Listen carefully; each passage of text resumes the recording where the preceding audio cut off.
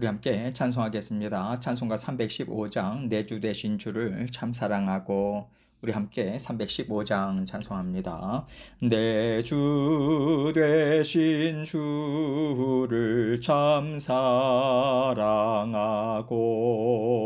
곧 그에게 죄를 다 고합니다.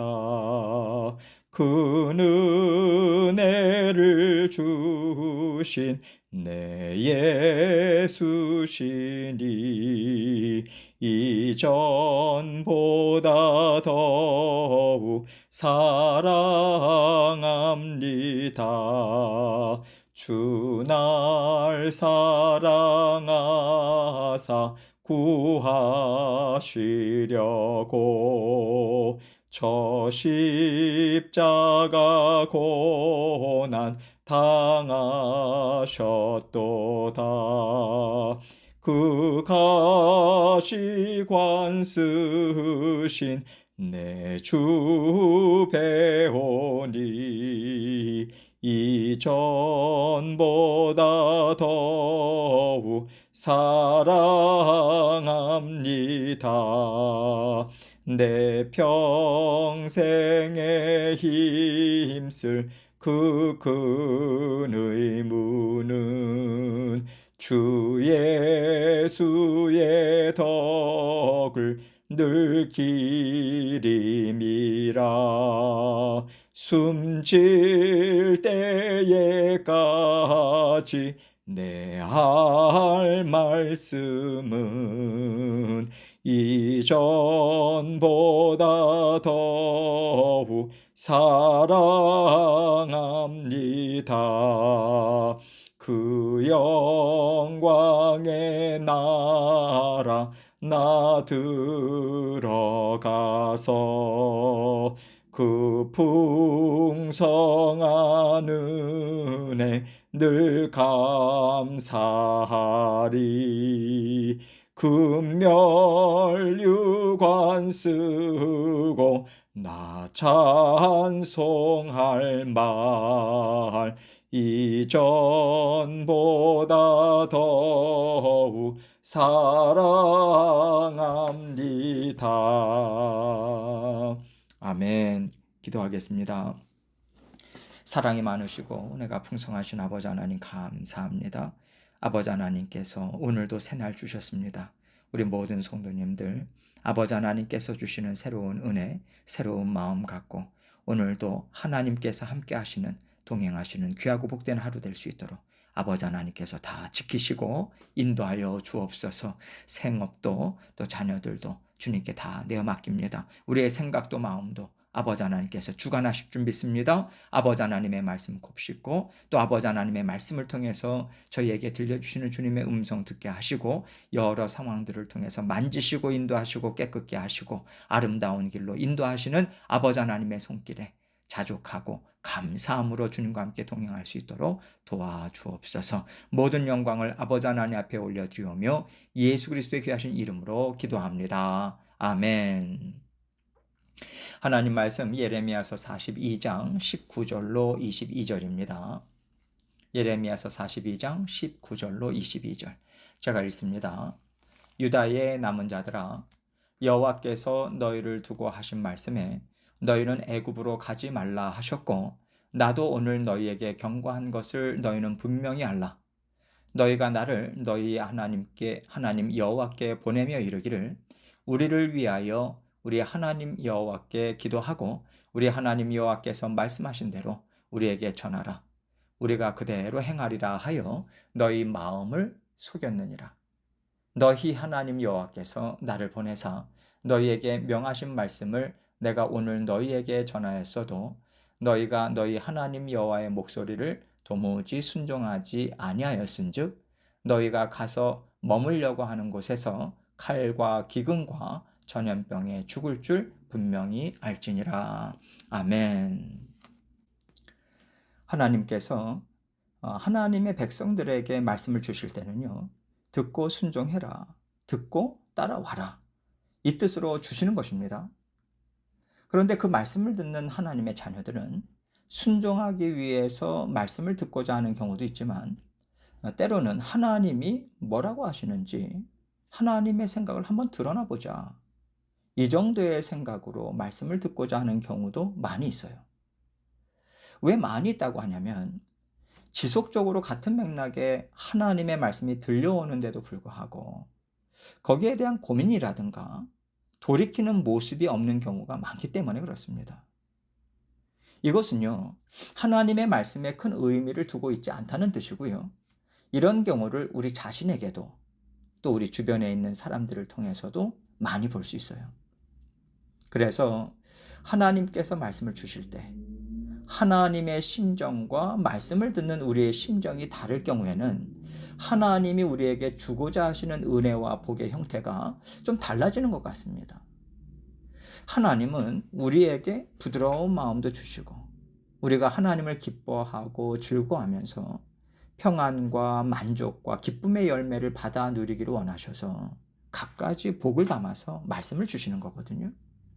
그런데 우리가 그 말씀을 그대로 받아들이고 살아내고 쫓아가려고 애를 쓰지 않을 때 하나님께서 주고자 하시는 은혜와 복을 받아 누리게 하기 위해서 먼저 우리의 심령을 갈아엎으십니다. 그러다 보니까 주고자 하시는 기쁨과 풍성한 은혜와 복을 잠시 뒤로 미루시고 경고와 심판의 음성을 들려주시면서 우리 마음을 먼저 갈아엎는 일을 하세요. 하나님께서 이스라엘 백성들에게 이 일을 하신 것이죠. 하나님께서 계속해서 나에게 돌아와라. 너희에게 이러이러한 죄가 있어. 그러니 회개하고 나에게로 돌아오면 나와 함께 힘있게 살 수 있다고 말씀하셨지만 그들은 그 말씀을 계속해서 받아들이지 않았기 때문에 결국은 바벨론 땅으로 포로가 되어서 끌려간 거거든요. 지금도 이 상황을 보면요. 이스라엘 백성들은 하나님께서 지금까지 주신 말씀이 다 완전하게 이루어진 것을 잘 알고 있어요. 알면서도 오늘 말씀에 나오는 요한안이라고 하는 사람을 보면요. 애굽으로 가자. 그렇게 사람들을 몰고 갑니다. 하나님의 말씀이 다 이루어진 것을 알면서도 끝까지 이렇게 하나님의 말씀을 따라가지 못하는 이유가 무엇일까? 하나님께서 이것을 우리에게 보여주길 원하신다고 생각해요. 왜냐하면 우리 안에도 이것이 잠재해 있거든요. 오늘 말씀을 통해서 하나님의 말씀을 쫓아가지 못하게 하는 원인이 무엇인가? 이것을 우리가 깨달아 알기를 원합니다. 19절로 20절입니다. 유다의 남은 자들아 여호와께서 너희를 두고 하신 말씀에 너희는 애굽으로 가지 말라 하셨고 나도 오늘 너희에게 경고한 것을 너희는 분명히 알라. 너희가 나를 너희 하나님 여호와께 보내며 이르기를 우리를 위하여 우리 하나님 여호와께 기도하고 우리 하나님 여호와께서 말씀하신 대로 우리에게 전하라. 우리가 그대로 행하리라 하여 너희 마음을 속였느니라. 지금 예레미야 선지자가 이 말씀을 요한안과 또 함께하는 무리들에게 들려주는 배경은요. 이들이 이제 애굽으로 가기 전에 베들레헴 근처에 잠시 머물렀지 않습니까? 그때 이들이 예레미야에게 요청을 해요. 하나님이 주시고자 하시는 말씀이 무엇인지 우리에게 알려달라. 어떤 말씀이든지 우리가 순종하겠다. 그렇게 요청을 하니까 예레미야가 하나님 앞에 또 여쭙고 하나님의 말씀을 받아서 그들에게 이제 들려주었단 말입니다. 그런데 이들은요, 하나님께서 주신 말씀대로 이스라엘 땅에 남아있을 마음이 없어요. 그래서 오늘 본문 전에도 하나님께서 그들의 마음을 정확히 아십니다. 이제 전쟁 없는 곳에서 이제 살고 싶다. 애굽에 가면 우리는 굶지 않을 거야. 거기서 평안히 살겠다라고 하는 마음으로 그들이 간다면 하나님께서 그들에게 분명하게 경고의 말씀을 주세요. 칼과 기근과 전염병이 너희를 쫓을 것이다. 이 말씀을 주셨단 말이죠. 이 말씀을 들어도 그들은 돌이킬 마음이 없는 겁니다. 이 불순종의 마음, 하나님의 말씀을 듣고 갈등하거나 돌이키고자 하는 움직임조차도 없는 것을 보시고 하나님께서는 예레미야를 통해서 말씀을 주십시오. 순종하겠습니다. 라는 너희의 말은 순전히 거짓말이었다. 이 말씀을 정확하게 주시는 거예요.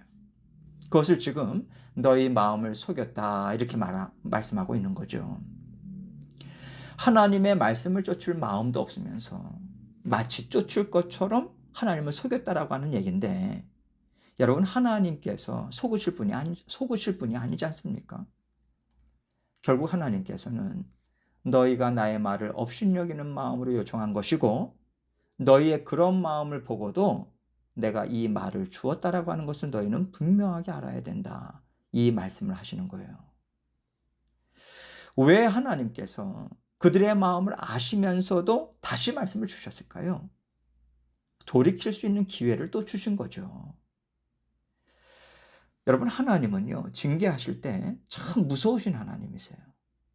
그런데 사실 하나님처럼 인내하시고 용서하시고 불쌍히 여기시는 분도 없는 것 같습니다. 저는요, 하나님께서 이렇게 오래 참으신다라고 하는 것은 하나님의 징계가 그만큼 무섭고 두려운 일이기 때문이 아닐까, 이런 생각이 들어요. 하나님께서 참고 참으시다가 이제 때가 되었다 하시고 손을 대실 때는요, 하나님의 뜻이 이루어질 때까지 지속적으로 일을 이루시기 때문에 하나님의 훈련과 연단에서 빠져나올 수가 없거든요. 하나님께서 이런 하나님의 성품을 아시기 때문에 우리에게 계속해서 기회를 주시고 또 기회를 주시는 거라고 생각이 듭니다. 하나님께서 여러 유다 백성들을 그 땅에 남겨놓으셨어요. 이 또한 하나님의 뜻이 아니겠습니까? 그 하나님의 뜻 안에서 하나님이 주신 터전과 환경에서 만족하면서 열심히 살 때 하나님께서 새로운 길을 열어주셔서 새로운 삶을 살게 해주시는 때가 반드시 있다. 이것을 그들은 붙잡아야 하는 거죠. 이와 같이 하나님께서 우리도 언제나 어렵게만 하시겠습니까? 항상 때를 따라서 인도하시는 하나님이세요. 때로는 끝이 보이지 않는 것 같고, 무슨 변화가 있을까? 앞이 하나도 보이지 않지만 우리 눈에 보이지 않는 것 뿐이지, 여러분, 하나님은요, 항상 우리에게 피할 길을 주세요. 우리가 해를 당하지 않도록 하나님께서 우리를 때로는 가려주시고요. 또 우리를 불쌍히 여기셔서 평안과 기쁨을 맛보는 때로 우리를 옮겨가 주십니다. 이런 하나님이심을 우리는 지속적으로 이스라엘 백성들을 통해서 봐왔어요. 그리고 우리 개인의 삶을 통해서도 분명히 경험했습니다. 그렇기 때문에 지금 아무리 어렵고 앞이 보이지 않는다고 해도 우리는 하나님의 성품을 기억하고 하나님의 변함없는 사랑과 긍휼하심을 붙잡아야 돼요.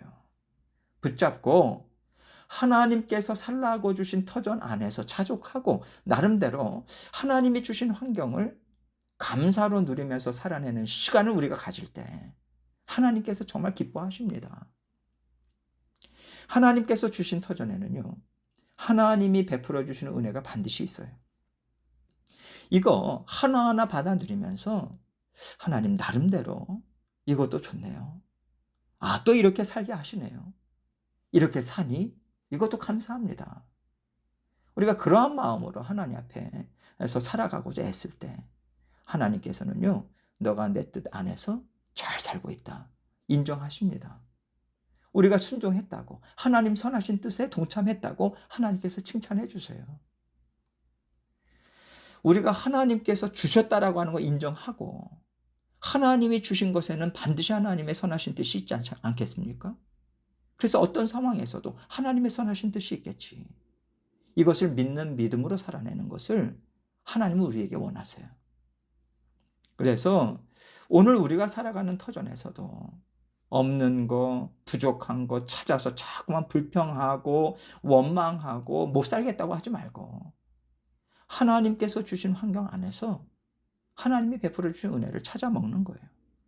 아, 이것도 주셨구나. 저것도 주셨구나. 여기에서부터 우리는 하나님과 하나 된 삶을 사는 것이고요. 이것이 하나님의 음성을 듣고 순종하면서 살아내는 삶인 것입니다. 하나님은요, 바벨론 땅에 끌려간 사람들이나 지금 이 유다 땅에 남겨진 사람들에게나 같은 말씀을 주고 계시는 거예요. 그런데 요한안과 남은 무리들은요, 하나님의 말씀에 순종하지 않아요. 애굽으로 갑니다. 가서 잘 살겠습니까? 하나님의 약속의 말씀이 그들을 쫓아가는데 어떻게 잘 살 수 있겠어요? 가지 말라고 하시고 갈 경우에는 너희에게 이러한 일들이 있겠다라고 하는 그런 약속의 말씀이 분명하게 그들을 따라가지 않습니까? 여러분 이것은요. 이스라엘 백성들에게 한해서만 주신 말씀이 아니에요. 이 말씀을 듣고 있는 모든 하나님의 자녀들에게 이 원리가 적용된다라고 하는 것을 가르쳐 주고 계신 것입니다. 사람의 눈으로 볼 때 더 좋아 보이는 상황으로 간다고 해서 문제가 해결되는 게 아니에요. 하나님께서 어떤 상황을 주셨지 않습니까? 우리는 그 상황 가운데에서 끝까지 잘 살아내야 돼요. 그래야 하나님의 약속이 성취가 되는 것이고요. 약속의 성취를 받아 누릴 때 비로소 우리는 하나님께서 새롭게 인도하시는 길로 우리는 들어설 수 있는 거예요. 이것이 영의 원리고 이것이 모든 하나님의 백성들의 삶에 그대로 적용된다라고 하는 것을 이스라엘 백성들이 알지 못하니까 지금 하나님의 말씀을 듣고도 대범하게 딴짓을 할 수 있는 거 아니겠어요? 이게 영적 무지함입니다. 하나님은요. 이 영적 무지함에서 반드시 벗어나야 된다. 이 마음을 갖고 분명하게 이렇게 말씀해 주고 계세요. 21절로 22절입니다. 너희 하나님 여호와께서 나를 보내사 너희에게 명하신 말씀을 내가 오늘 너희에게 전하였어도 너희가 너희 하나님 여호와의 목소리를 도무지 순종하지 아니하였은즉 너희가 가서 머물려고 하는 곳에서 칼과 기근과 전염병에 죽을 줄 분명히 알지니라.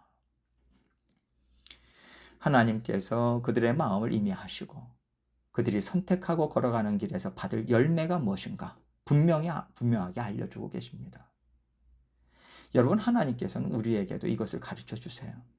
하나님은 언제나 말씀을 들려주시고 그 말씀이 어떤 뜻인지 우리에게 계속해서 가르쳐 주시죠. 하나님께서는 설교 말씀이든 성경 공부든 여러 통로들을 통해서 우리에게 말씀을 들려주고 계십니다. 우리가요 유튜브를 통해서도 여러 목사님들의 설교를 듣지 않습니까? 책을 통해서도 우리가 들어요. 그런데 저는 많이 들으면 들을수록 하나님께서 우리에게 묻는 책임은 더해질 것이다. 이런 생각이 듭니다. 하나님께서 이스라엘 백성들에게 선지자들을 통해서 말씀을 반복해서 주시고 주셨어요. 안 듣고 안 듣습니다. 결과적으로 하나님이 주시는 징계의 자리로 갈 수밖에 없었던 거거든요. 말씀을 듣지 말라고 말씀을 드리는 게 아닙니다. 말씀을 듣고자 한다면, 말씀을 듣고 있다면 내가 이 말씀을 왜 듣는가? 이것을 반드시 생각해야 돼요. 순종하고자 말씀을 들어야만 듣는 말씀을 통해서 우리가 도움을 받을 수 있고요. 넘어진 자리에서도 우리는 일어설 수 있어요. 소망의 자리로 우리는 힘있게 달려나갈 수 있는 것입니다. 그런데 뭐라고 하시나 한번 들어보자. 이 말씀은 또 어떻게 푸는지 한번 들어보자. 이 목사님은 말씀을 참 잘 푸시네. 이분은 말씀이 재미없어. 여러분 이런 식으로 말씀을 들으시면 하나님께서는 너가 그 많은 말씀을 들었는데 너는 뭐가 바뀌었냐? 이것을 우리에게 묻지 않으시겠습니까? 우리가 말씀을 어떤 마음으로 듣는가 항상 점검하고 정말 하나님을 경외하는 마음으로 말씀을 들어야 합니다. 하나님의 말씀은요. 듣고 순종하기 위해서 들어야만 제대로 깨달을 수 있고 하나님께서 만져주신 은혜를 받아 누릴 수 있어요. 하나님은 항상 우리의 마음을 정확하게 알고 계십니다. 우리의 마음을 보시는 하나님 앞에 내가 어떤 마음으로 나가야 되는가 늘 생각하셔서 하나님 앞에서 복을 받을 만한 마음으로 나아가시는 저와 여러분이 되시기를 주님의 이름으로 축원합니다. 함께 기도합니다. 오늘도 하나님의 말씀을 우리가 들었습니다. 이 말씀을 통해서 하나님께서 살아내라고 하시는 하나님의 뜻이 있어요. 먼저 하나님 앞에 올려드리고 오늘도 말씀과 더불어 힘있게 살기 원합니다. 고백 올려드리고 계속해서 각자 기도 제목 가지고 주님 앞에 나아가도록 하겠습니다. 기도하시겠습니다.